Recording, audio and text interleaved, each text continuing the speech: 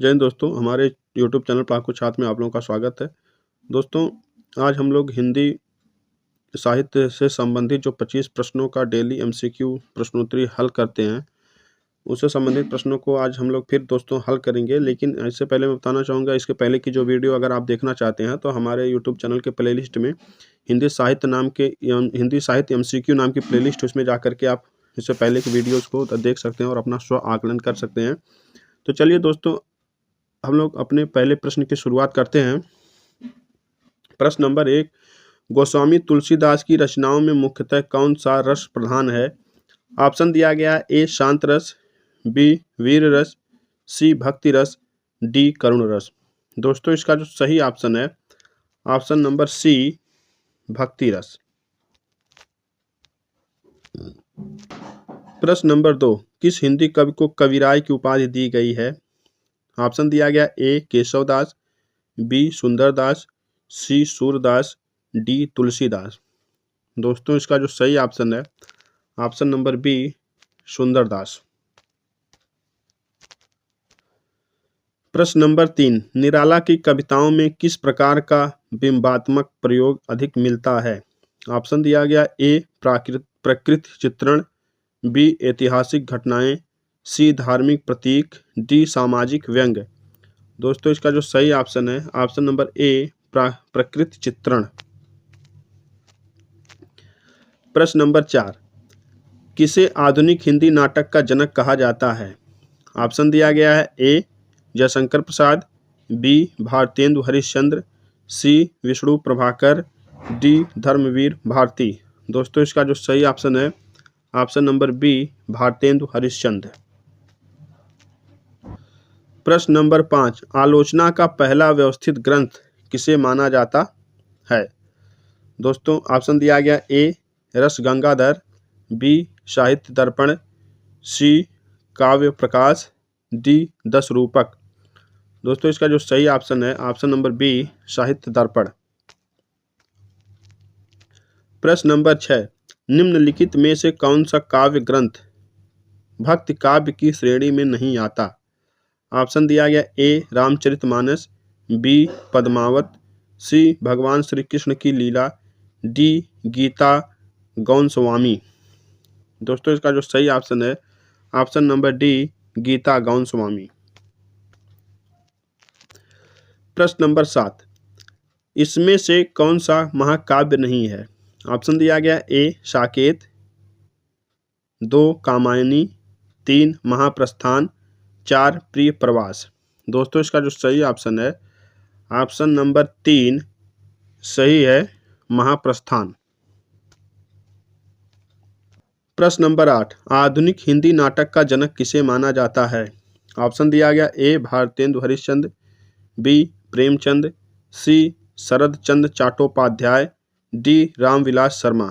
दोस्तों, इसका जो सही ऑप्शन है option number A, Bharatendu Harishchandra. प्रश्न नंबर 9, रचनावादी आलोचना का सबसे प्रमुख सिद्धांत क्या है? ऑप्शन दिया गया, ए काव्य का उद्दीपन और रस की महत्ता, बी काव्य का समाज पर प्रभाव, सी काव्य का समय के साथ बदलाव, डी काव्य की स्वायत्तता और स्वतंत्रता। दोस्तों, इसका जो सही ऑप्शन है ऑप्शन नंबर डी, काव्य की स्वायत्तता और स्वतंत्रता। प्रश्न नंबर 10, निम्नलिखित में से कौन सा कथन साहित्य समाज का दर्पण है के सिद्धांत के अनुरूप है? ऑप्शन दिया गया है, ए साहित्य को काल, स्थिति और व्यक्ति से मुक्त होना चाहिए, बी साहित्य का उद्देश्य समाज को सुधारना और जागरूक करना है, सी साहित्य केवल व्यक्तिगत अनुभव और भावनाओं का प्रतिफल है, डी साहित्य का उद्देश्य केवल मनोरंजन है। दोस्तों, इसका जो सही ऑप्शन है ऑप्शन नंबर बी सही है, साहित्य का उद्देश्य समाज को सुधारना और जागरूक करना है। प्रश्न नंबर 11, निराला की कविताओं में किस प्रकार की आलोचना का सबसे अधिक उपयोग हुआ है? ऑप्शन दिया गया, ए व्यक्तिवाद और व्यक्तिगत विरोध, बी समाजवाद और वामपंथी विचारधारा, सी नैतिकता और आध्यात्मिकता, डी प्रेम और प्रकृति के प्रति संवेदनशीलता। दोस्तों, इसका जो सही ऑप्शन है ऑप्शन नंबर डी, प्रेम और प्रकृति के प्रति संवेदनशीलता।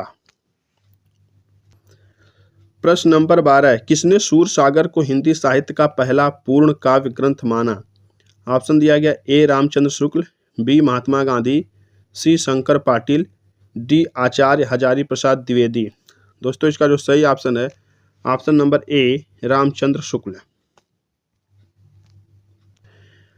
प्रश्न नंबर 13, अनघ नाटक किस कवि ने लिखा है? ऑप्शन दिया गया एक भारतेंदु हरिश्चंद्र, बी मैथिली शरण गुप्त, 3 सुमित्रा नंदन पंत, 4 राम कुमार वर्मा। दोस्तों इसका जो सही ऑप्शन है, ऑप्शन नंबर 2 मैथिली शरण गुप्त। प्रश्न नंबर 14, शिवानी उपनाम से प्रसिद्ध लेखक कौन थे? ऑप्शन दिया गया है ए महादेवी वर्मा, बी सुमित्रा नंदन पंत, सी सुभद्रा कुमारी चौहान, डी शिवानी नैला शर्मा, ब्रैकेट में नैला शर्मा। दोस्तों इसका जो सही ऑप्शन है, ऑप्शन नंबर डी नैला शर्मा।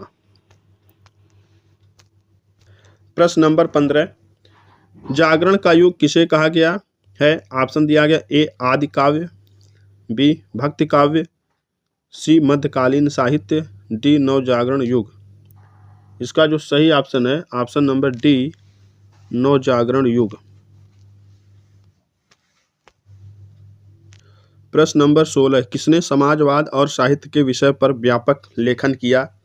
ऑप्शन दिया गया A Mannu Bhandari, B Rabindranath Thakur, C Agyeya, D Nagarjun. दोस्तों इसका जो सही ऑप्शन है, option number D Nagarjun. प्रश्न नंबर 17, काव्य का सर्वोत्तम उद्देश्य के रूप में किसने मनुष्य के आत्मोत्थान का प्रस्ताव रखा? ऑप्शन दिया गया ए सूरदास, बी जयशंकर प्रसाद, सी आचार्य शंकर, डी रामचंद्र शुक्ल। दोस्तों इसका जो सही ऑप्शन है, option number D Ramchandra Shukla. प्रश्न नंबर 18, समाजवाद और साहित्य पर प्रख्यात हिंदी आलोचक का क्या मत था?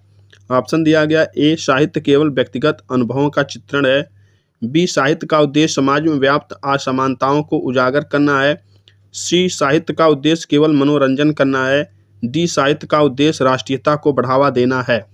दोस्तों इसका जो सही ऑप्शन है, ऑप्शन नंबर बी साहित्य का उद्देश्य समाज में व्याप्त असमानताओं को उजागर करना है। प्रश्न नंबर 19, तुलसीदास के प्रसिद्ध महाकाव्य रामचरितमानस की रचना किस भाषा में की गई थी? ऑप्शन दिया गया ए संस्कृत, बी अवधी, सी ब्रज, डी हिंदी। दोस्तों इसका जो सही ऑप्शन है, ऑप्शन नंबर बी अवधी। प्रश्न नंबर 19, तुलसीदास द्वारा रचित निम्नलिखित में से कौन सा ग्रंथ रामचरितमानस का एक खंड है? ऑप्शन दिया गया ए विनय पत्रिका, बी दोहावली, सी लवकुश कांड, डी गीता प्रेस।